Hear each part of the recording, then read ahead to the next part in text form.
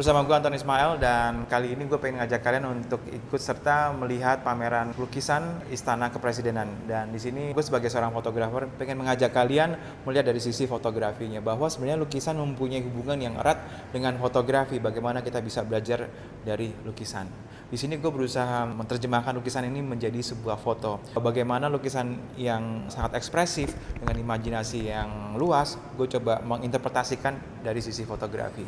Stay tune dan saksikan episode ke depan ini.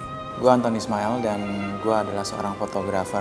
Saya Mercy Darta, saya kurator dan direktur Museum Lipo. Gue terpengaruh oleh dua hal di dalam gue berkesenian ya. Gue selalu suka lukisan dan gue suka memotret. Itu yang membuat kadang karya gue tergabung dari dua hal itu, lukisan dan foto. Dalam hal pekerjaan saya, kurator itu adalah seorang yang merawat satu koleksi karya seni. Jadi karena dia bergeser ke pameran, kurator menjadi orang yang adanya di bagian penyajian. Bagaimana pameran itu bisa menarik, bisa punya isi, dan juga tampil secara baik. Akhirnya tugas perawatannya berpindah ke konservator. Dalam kesempatan ini baru tertarik dengan lukisan almarhum Pak Barli. Beliau mempunyai satu lukisan yang dikoleksi oleh Pak Presiden Soekarno. Di sini judulnya adalah Perempuan Berkebaya. Lukisan perempuan berkebaya.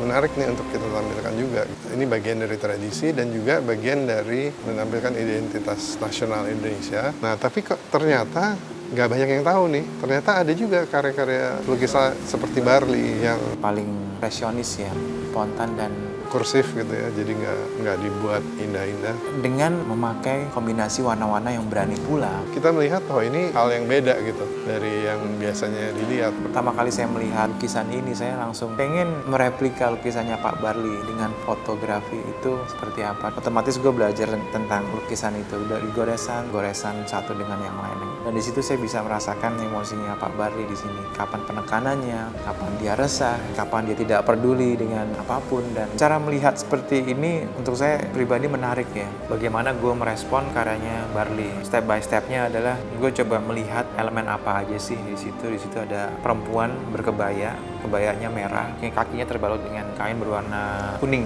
ada sedikit bercak warna orange-nya, kemudian ada seleret garis warna hijau, terus biru di bagian bawah, kemudian kursinya cukup tinggi ya, dengan bentuk seperti ini, kayak kupu-kupu itu. Gue punya kebaya yang warnanya hitam, ada bercak bunga-bunganya. Itu gue cat warna merah. Dibantu Mas Agung dicat lagi sampai akhirnya ngeblok warna merah. Kemudian kainnya juga gue cat warna kuning. Pada saat test shot, gitu loh, test angle dulu, gue pakai teman gue duduk dulu. Oke, gue ukur dulu apakah udah benar bisa dilakukan apa enggak. Mulailah di sini gue pakai Putri. Pertama kali dia memakai kebayanya dulu, kemudian memakai sarungnya. Setelah gue superpose, gue gunting sarungnya, kemudian gue siapkan sendalnya gue cat juga. Sambil gue framing lewat kamera, gue melihat nih posenya udah pas atau belum.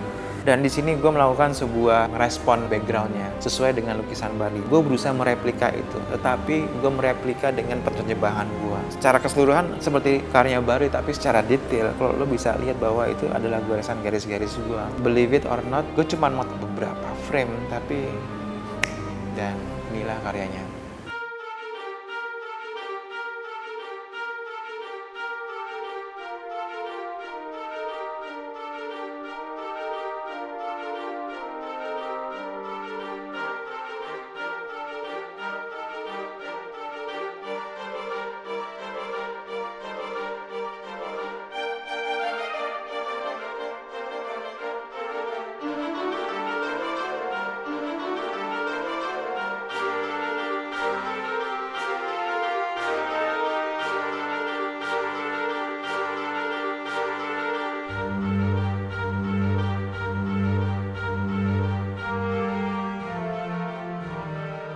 Jadi kita anggap karya itu menarik untuk ditampilkan gitu, bahwa karya-karya koleksi Bung Karno tidak hanya yang biasa kita kenal, tapi ada juga yang lain. Melihat sebuah karya lewat foto atau lewat layar kaca ini sangat berbeda pada saat kalian berhadapan langsung dengan karya yang beneran. Dan kali ini Istana Kepresidenan mengeluarkan koleksinya lagi-lagi. Ini kesempatan baik untuk kita semua untuk melihat harta karun negara ini. Bagaimana Pak Karno mempunyai visi tentang Indonesia yang satu, walau berbeda-beda. Bakar.